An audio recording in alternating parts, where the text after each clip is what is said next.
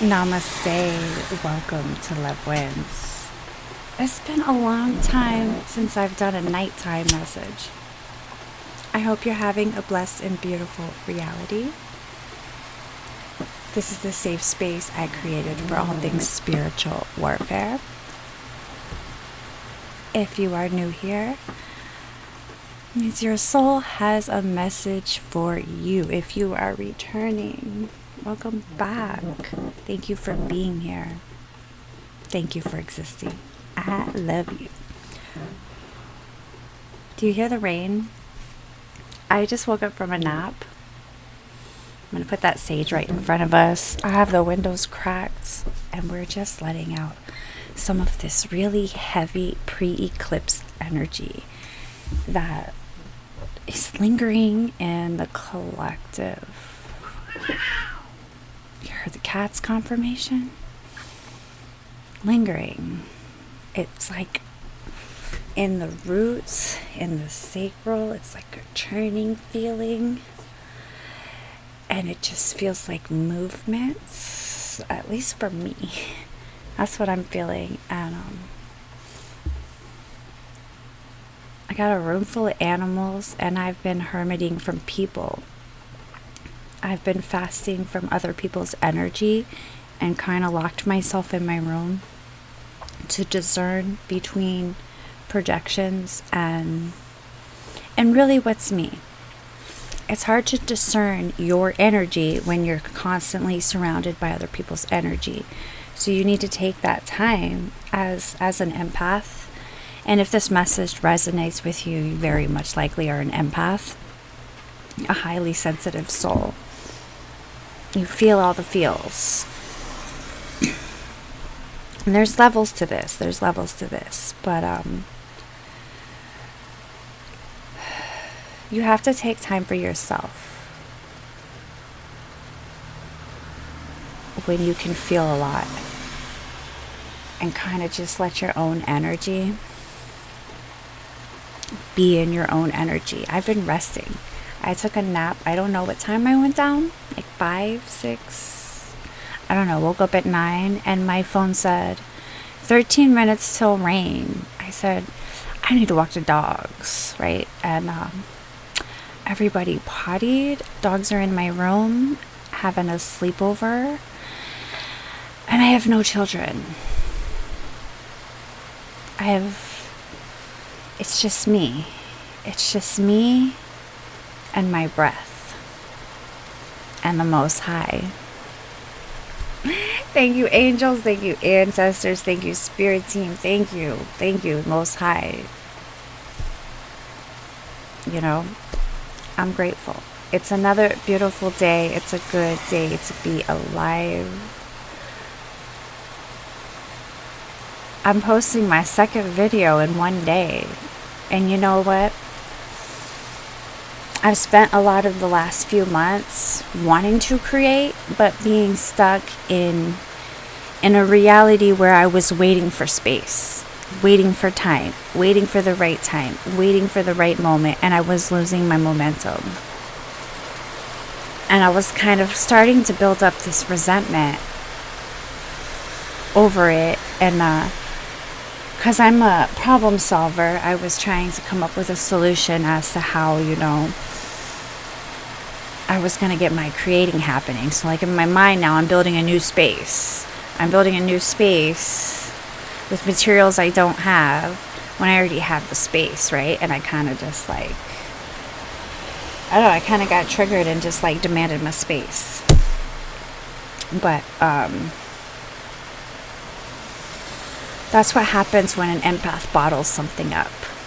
When you ignore your intuition, when you ignore what you're feeling, when you push it off and dismiss it because you feel bad, right? You feel bad, right? I love everybody and I love every fucking buddy in the situation. I just needed personal space, right? And I got it. And my daughter's having a sleepover and she's with her dad.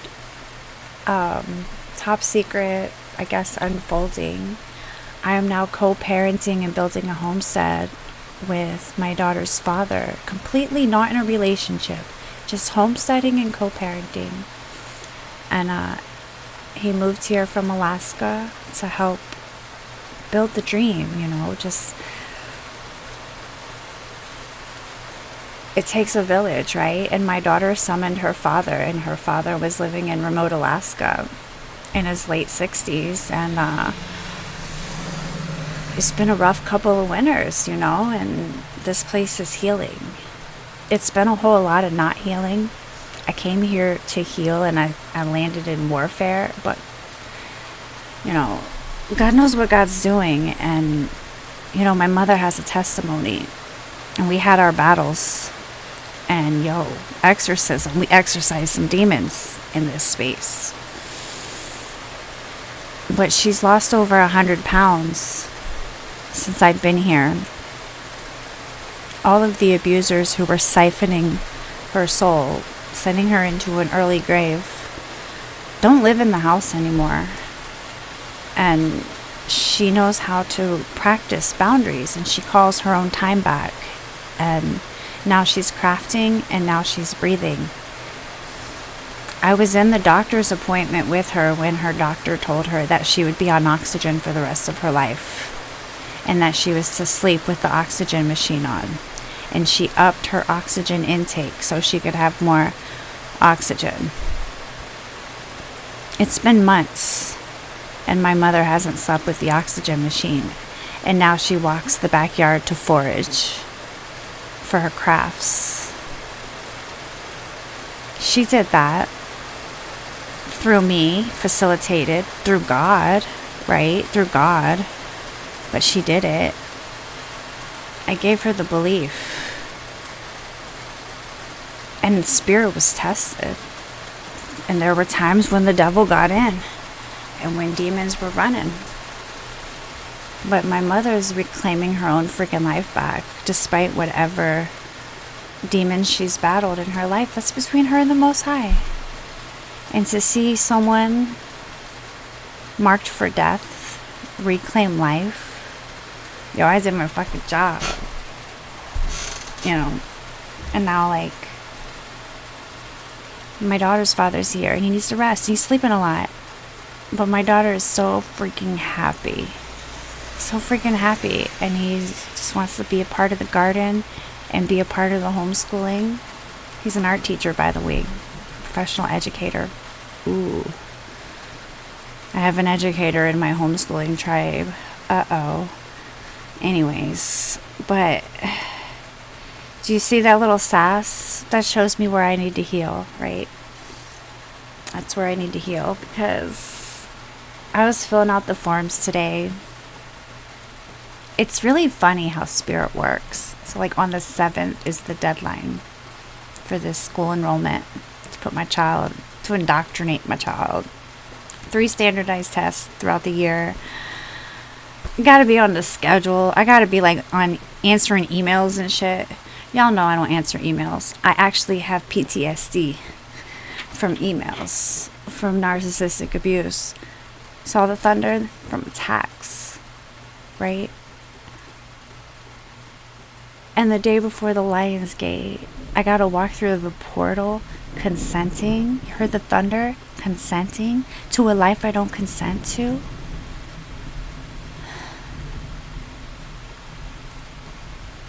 Let's burn some sage. I give this one to God. I've been fighting my battles. But this one, I have to give this to God, because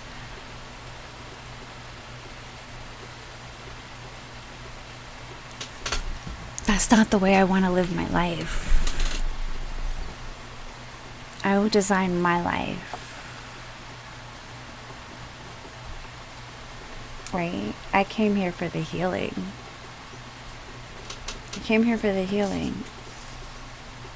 Not to indoctrinate my child. To force a whole bunch of curriculum, some busy work. Just a bunch of busy work, right? Just a whole bunch of busy work.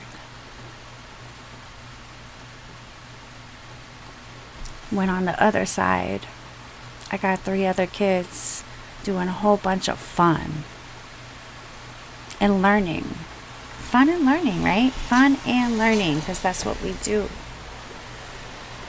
Learning is fun.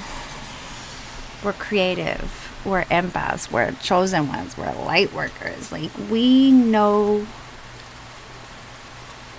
what's up. We know what love is. We know what we need. We know what this earth needs.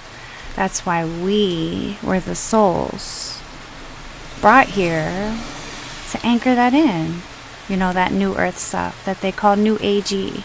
But it really is just a new way of being on this planet when we're not manipulated and controlled. Right?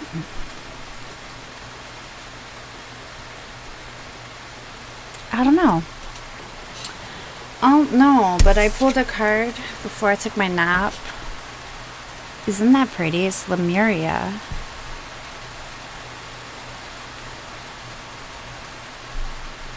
Creating heaven on earth. It's happening. It's happening. And there's something I want to read to you. It's actually why I don't have any music playing. I have my computer up on this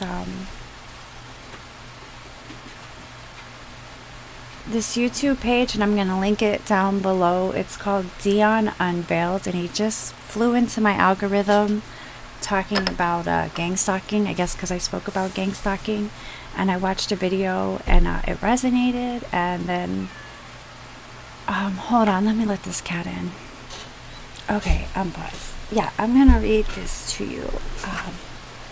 Hold on, she's coming. I know she was coming. It says, the law of the chosen source. A true chosen one has mastered themselves, danced with their demons. No, not the computer, baby.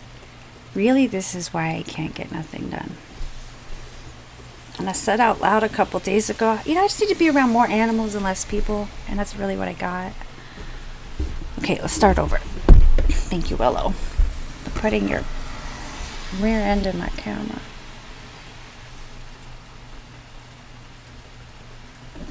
Switch angles. There we go. Yes, this is better.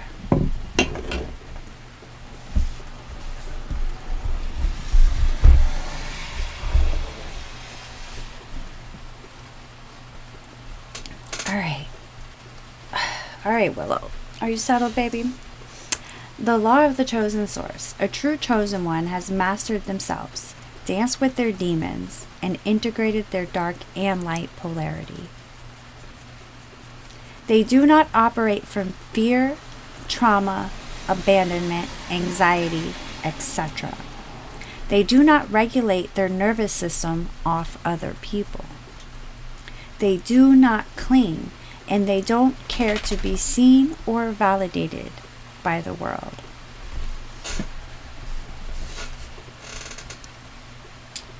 Most of these true chosen ones are the dark empaths, Heyoka empath, claircognizant, intuitive empath, precognitive empath, etc. The ones actually destined to change the world. Yet, the internet is full of unhealed empaths claiming the chosen title. But let's be real. If you're still carrying past relationship trauma, leaking anxiety, overthinking, and operating entirely from unhealed wounds, what exactly are you chosen to do? I'm going to pause here, right? Because he's got a question mark there. Because we came here to heal, right? So in this moment, if that applies, the only thing you're chosen to do is heal.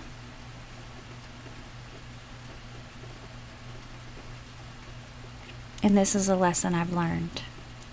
I've learned many times. So I'm speaking from experience when I deliver this message because it resonates. How can you help raise the frequency of the world when you are still a slave to your own mind? When a true chosen one meets an unhealed empath, the contrast is absolute. The energy drainers, the unhealed empath, constantly leaks fight or flight, panic, and demand validation. The chosen one tries to overlook it out of deep care, but the toxic energy eventually makes them physically sick, uncomfortable, and forces them into raw survival mode. The silent vision. Oop, I lost my place.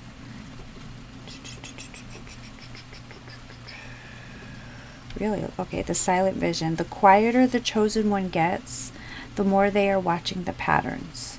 When they are completely depleted, they have no choice but to run, isolate, and protect themselves from energy vampires. The projection trap. The definitive proof that someone doesn't want to heal is a lack of accountability. When the chosen one mirrors their wounds, the unhealed ego automatically projects, blames, and points fingers because it cannot accept that it is the source of the chaos. The divine shredding, the universe will never allow a chosen one to be dragged down by another's unresolved past. The cosmos will actively shred the connection and snatch them apart. This connection was a divine catalyst meant to awaken both souls. Okay? I'm speaking to a lot of you right now, okay? The catalyst to awaken both souls. Not a standard romance. True chosen ones live a path of isolation and deep suffering because of their immense power. If the unhealed empath walks away or tries to replace this bond with a lower vibrational distraction, they will fall straight into the hands of manipulators. The law of the cosmos is unyielding. Stop focusing on romance. Stop the clutching. And go heal. You cannot change the world while you are still rooted in trauma. Right? Now me, I know I'm rooted in trauma because I'm actively healing my PTSD from narcissistic abuse. But this, in my situation, individual situation, because of a court order, because of black magic, which is the courts, the government, the courts are black magic, okay? It is just manipulation and false gods giving an order of judgment. And it's not based on facts. It's based off of a secret society. And they all freaking sleep together. It's freaking nasty. I'm spitting truth right now because the Most High backs me up. But in my situation, did you see how that fired me up? How that fired me up, right? Because I'm just a mom who gets fucking downloads of a way to live. And because my way to live triggers people who like to control, I've been attacked, right? I'm just a free thinker. I teach kids to think for themselves and to inspire, to have a spark, and to have a passion. And it doesn't matter what it looks like on the outside. You live your life in the present moment and put your energy into like what lights you up and live your best life, and you beat the system. And all that other stuff is all made up, and it's just a cause of artificial stress to drain you, to put you in a deregulated nervous system. The system is an energy vampire. It's a narcissistic system supporting narcissistic abuse. They want you to feel stress, which is why they want to put your kids in school, which is why they want to put my child who's kindergarten reading level. Yeah, he's 7, kindergarten reading level. Yes, I know. I don't care. I don't care because you know what? His mental health is way more important than his grades. And a year and a half ago, he wanted to kill himself. a year and a half ago, he hated his dad. This year, he was so believed in the power of love and so believes in healing that he was looking forward to his summer with his father because he believes that love wins. And love does win. Love does win.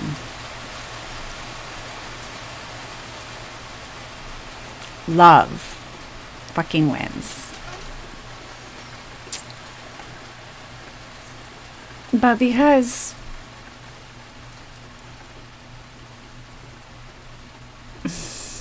I'm not even going to say because it doesn't even matter. It doesn't even matter. You know what? It doesn't matter. Because like I do forgive it all. But I can't help but feeling the energy, the angst of the level of intensity that of an attack on my life. On my life. Because my freedom is my joy. In the vision, like,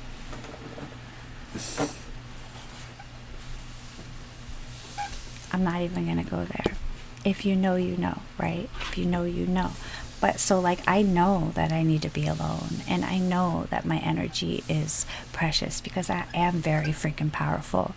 And I am not the average freaking person. I know that, you know, my level of sensitivity and what I absorb is insane. And then I know the life that I lived and what I've done to my body and what I'm forgiving my body, what I have done to my body I have been healing and forgiving. The amount of intense healing that like giving myself time is honoring my soul, is honoring my womb, is honoring myself. It's loving God doing that for me, right? So I don't feel bad in any way. I am choosing to not be a wounded empath by honoring my needs. And my delivery was harsh because I bottled up what turned into resentment. And I delivered it with a sword, but it was my truth. It was my truth. And there was even a little bit of like unconscious gaslighting that was attempted because after like the makeup, I got a note. I won't name names, but this person says they're a highly sensitive person and it's not that hard to make him feel unwanted or rejected. And I sat with that for a couple of days. And I sat with my work. I sat with my practice. I sat with my knowing. What do we say on this channel? Nobody can make you feel any kind of way. Feelings are energy in motion. Feeling unwanted, feeling rejected. If that's how you feel, that's a truth, that's a misalignment. That's somewhere where that's not aligned. Something's out of alignment to feel that way. That is an intuition to go into self. And that is definitely a red flag that you need to be alone. Because nobody is responsible for your feelings. Because when you are in a position of blame, even if someone said something that hurts, that is an unhealed empath. That is a wound. That is a projection. And that's not fair. It's not love.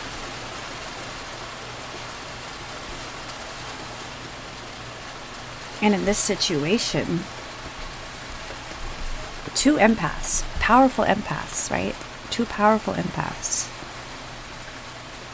were just too much in each other's space, right? Just too much in each other's space. And there was a lot of feels. There was a lot of feels. And I was in a very stressful time. You know, I don't consent. I don't consent. I don't want to do this. Don't want to do this. Right? So I'm backed against the corner. Just backed against the corner. And I need to feel safe in my space. And any animosity, any projections, it's just... everyone needs their own space. When I was married to my ex-wife in Canada, she was telling me how she always told her boyfriends that they were never allowed to share a room with her, and she always believed that even if a man and a woman were to get married, they needed his and her room. And I like agreed with her, because it was like I thought that was cool, but I never actually put enough thought in it until like years later. Reclaiming my space just for myself, just for my healing, just for my nervous system. And really in an agape unconditional kind of way, because like there wasn't harmony. It was getting a little like everyone was on top of each other. That was the truth for both of us, and both of us felt like calmer the very next day, right? So I forgot where I was going with that, but like, yeah, she was onto something. That was an activation, and it makes sense. Like every single, like if you're a highly sensitive person, you need a space to hermit. You need a space to hermit of your own, even if it's just like for an hour. Take a walk in nature, get grounded. Like I do 3 meditations a day right now. 3 meditations a day with my dog walks, and I sit down and I get grounded. And if maybe you can't do that for yourself, but at least if you can get 5 minutes, take that 5 minutes. You'll thank yourself. Your soul will thank you. But yeah, I'm gonna link that page down below. This guy is he's got some good stuff. And I'm still reading the Kabbalah book, and it's unlocking me, and I'm gonna enjoy this thunderstorm and get this edited and uploaded. And oh, hold on, I need some water.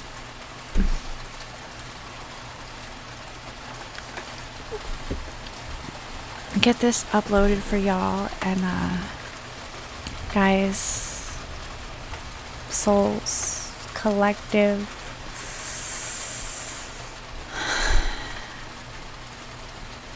I don't know, there's a lot of energy in the atmosphere. Polarity, duality. There's a war going on, right? It's a war. And we just want peace. Okay? Like, we're done. We just want peace. I just want peace. I just want to live my life. You know, like, I have a really great freaking... I've seen it, okay? That's all I could say. I've seen it, and it's beautiful. And, like, where we're going is wonderful, right? But we're not going to get there if we don't reclaim our now. We have to reclaim our now and stand up for what's right. You know, it's all about the kids. Save the freaking children. Our souls are not for sale. You can't have our energy. You can't have our children. You can't have it. Loved ones, I love you.